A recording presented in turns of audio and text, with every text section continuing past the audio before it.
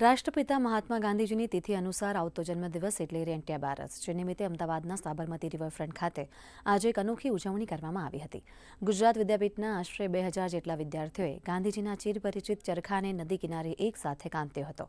આ કાર્યક્રમના મુખ્ય અતિથિ તરીકે ગુજરાતના સહકારિતા મંત્રી જગદીશ વિશ્વકર્મા હાજર રહ્યા હતા, જેમણે અમદાવાદના મેયર અને સાંસદ દિનેશ મકવાણા સહિત અન્ય મહેમાનોની હાજરીમાં પોતે પણ રેંટિયો કાંતીને આ ગૌરવમય પરંપરાને આદરપૂર્વક સહકાર આપ્યો હતો.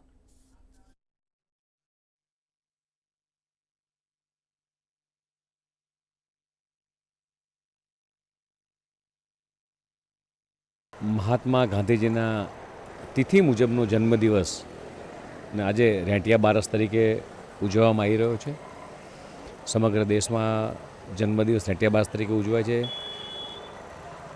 પરમ પૂજ્ય મહાત્મા ગાંધીજીએ આઝાદીની લડાઈની અંદર જે સ્વદેશી અપનાવો જે નારો આપ્યો હતો અને સાથે એમણે પોતે જ ખાદી પોતાનું અંગ વસ્ત્ર પણ જે પહેરવાની વાત કરી કે હું ખાદીનું વસ્ત્ર પહેરીશ, પોતે રેંટિયા સાથે ખાદી વણાટ કરતા અને આખા દેશની અંદર આ એક મુમેન્ટ ચાલી અને આ મુમેન્ટને વધુ વેગવંતી કરવા માટે પણ દેશના યશસ્વી પ્રધાનમંત્રી માનનીય મોદી સાહેબે જ્યારે ગુજરાતના મુખ્યમંત્રી હતા ત્યારે પણ ખાદી ખરીદો અભિયાન ચલાવ્યું. સાથે સાથે ગુજરાત વિદ્યાપીઠ દ્વારા ગુજરાત વિદ્યાપીઠના વિદ્યાર્થીઓ અને માનનીય મંત્રી શ્રી જગદીશભાઈ અને માનનીય MP દિનેશભાઈ મકવાણાજીની સાથે સમસ્ત ઉપસ્થિત મહેમાનો અને ગુજરાત વિદ્યાપીઠ દ્વારા ભવ્યાતિ ભવ્ય આજે આ પ્રાર્થના કાતરનું આજે ઉજવણી કરવામાં આવી રહી છે.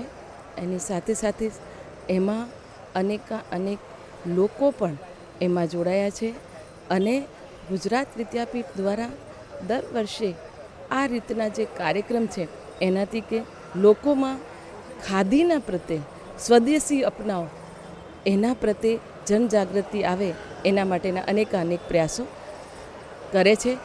એમને હું આના માટે ગુજરાત વિદ્યાપીઠ ખૂબ સમસ્ત ટીમને ખૂબ અભિનંદન પાઠવું છું.